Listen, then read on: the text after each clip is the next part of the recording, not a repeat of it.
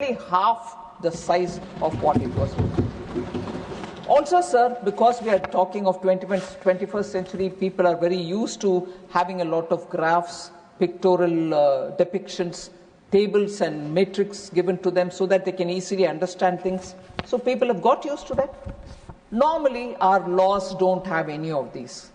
They go very staid in language, very staid in the way the language is used, and only text will follow further text.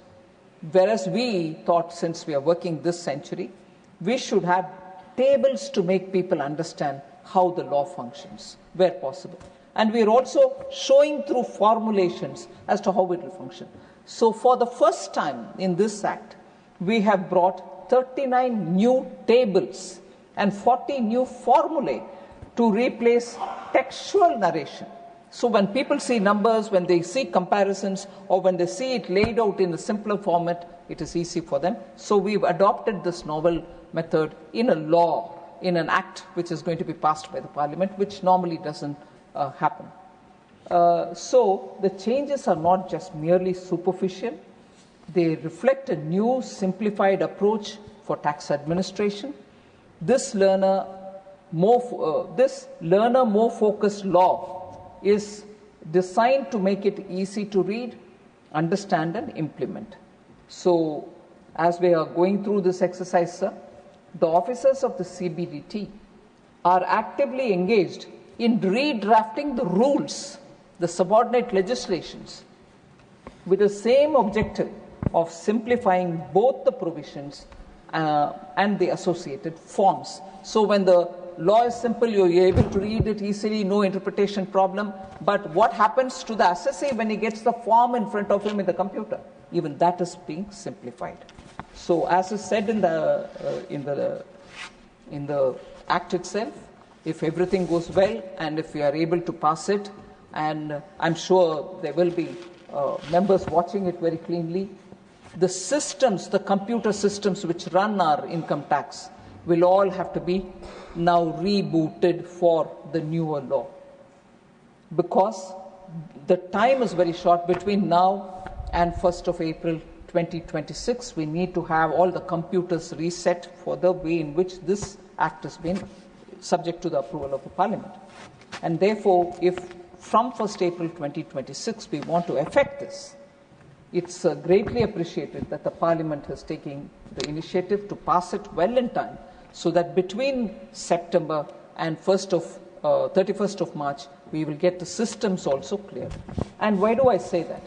Because not only the computer systems will have to be kept ready for the assessee to file his own returns, but we are planning to issue a lot of SOPs and also frequently asked questions to be put up, so people understand what are the changes.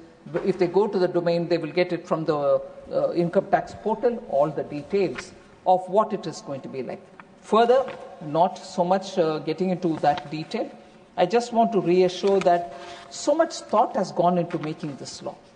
And it's not going to be confined to only what the law says. We also want to come up with some kind of a information memorandum, so that people who are dealing with the new Act sometimes can get this thing, because you're so used to 1961 Act, which ran the country for 50 years. And suddenly you say, where was this? In that Act it used to be like this. Where is this here now? For that, a separate information memorandum will also be issued, so that people can refer that and then say, oh, then in this Act it will be here. Like that, so that it will be like a guidance material. Even that is being prepared. That's not part of what is being circulated in the Parliament, but I just want to reassure that a lot of thought has gone into this. A lot of hard work has gone into it. More from the point of view of what will the taxpayer think about it, materials have been prepared. So that's about the income tax new Act, replacing the 1961 Act, the Income Tax 2025 Act, if passed from the Parliament. So that's about that one. The second, which you've allowed me to take up simultaneously, I'll just say a few words on that. Sir, it is a taxation laws amendment bill, the second one. Normally, taxation amendments are done during the finance bill. But some extraordinary situations, we do come up with corrections. There are 4 things this time which we want to bring in here. We could have waited for the finance bill, but because the economy, people, everybody wants to have very quickly a look at how these are developing, we've just done 4 things.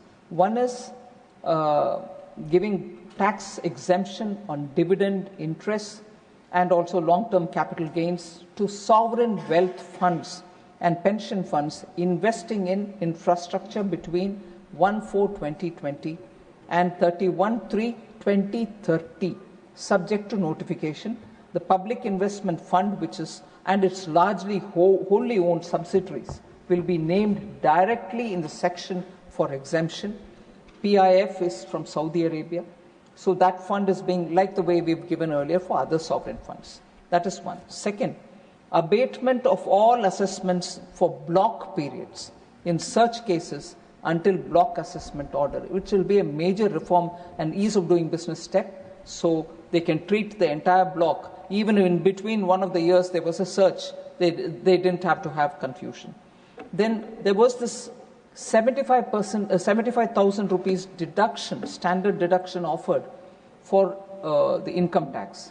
People had a confusion saying, is this available for salaried people? What will happen? So we have given a clarification there. So hardly about 3 of them. And fourth is the unified pension related things, where confusion on deduction, if there is a parity with NPS and so on. So for that, we've brought in 3 points, which will be part of the taxation law, which is here. So above 4 changes are, sir. This is a very important line. I want the honorable members to concentrate on this.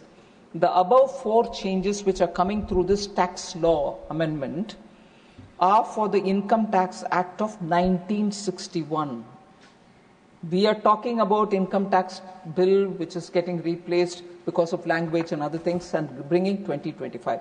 But the old and the current prevailing act, 1961, requires these amendments. But these have also been, this is where I want the attention of the honorable members. So these amendments are coming into the 1961 acts. But these have also been incorporated in the new income tax bill also. So we need not worry about confusion. We have not overlooked any of this. So with these words, sir, I want to submit. Thank you very much for giving me this opportunity to explain. I request that the bill be returned. Oh. I shall now... So 1 minute. Yes, please. 1 or 2 members had raised... yes. I just want to answer them. The first one is about a point which Niranjan Reddy ji, he is not here. Just call out. I just want to, YSRCP. So he had raised this point that there need to be sufficient safeguards, guardrails for protecting privacy in searches. I want to tell the members, sir, search provisions have been rationalized in this bill. These have been done to adequately cover the cases where there could be some technological challenges.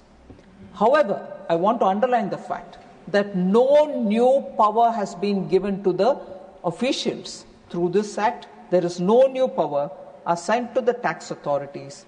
However, to allay the apprehensions, as I said earlier, to allay the apprehensions of honorable member and other taxpayers, CBDT will come out with a SOP as to how to deal with the personal information seized during searches. Because most often when searches happen, the computers are seized, people get panicky, they don't know what to do with it. So there will be an SOP issued for the assessee to know how to deal with such search-related matter. The second point that Niranjan Reddy ji had said, for some kind of appreciation of honest taxpayer, we also give certificates to honest regular taxpayers. I hope he's not missed out on that. I just want to inform him on that. So the other honorable member who spoke was Sanjay Kumar Jha, who had raised this issue of computer systems used in search provisions, saying that the definition is too wide. I just want to assure the member that all of us would appreciate that the definition of computer system has to be wide enough, sir. Today, the computer systems are of so many different varieties. Technology is making it wider. Technology is changing it rapidly. So by keeping it wider, we are giving an option for the taxpayer also that your computer, your technology that you're using is also covered under the definition. Otherwise, normally what happens is they look at the narrow definition and say, hey, you can't touch my computer because this is not defined by you. So we've kept that wider. With fast changing technology, most of the data is now stored in sophisticated digital devices.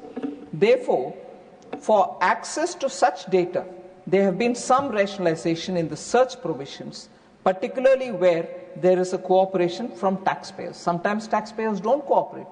Recently, most of our honorable members would have read in the newspapers that when the search happened, when they went for doing the search, they completely refused to give access to the computers. They said, we don't have the password. And the password, according to them, is kept in the country from where they have come. So they are making money in this country, and when wrongdoings are suspected, and when we go to search them, they refuse to give access to their computers. They refuse the password. So how do you told to? But you're governed by the law of the land here. So such things happen when technology is actively used in running a business. So to allay the apprehensions again, CBDT will bring out detailed SOP for handling digital data. Thank you very much. Thank you. I shall now put the motion regarding consideration of the Income Tax Bill 2025 to vote. The question is that the Income Tax Bill 2025 as passed by Lok Sabha be taken to consideration. Those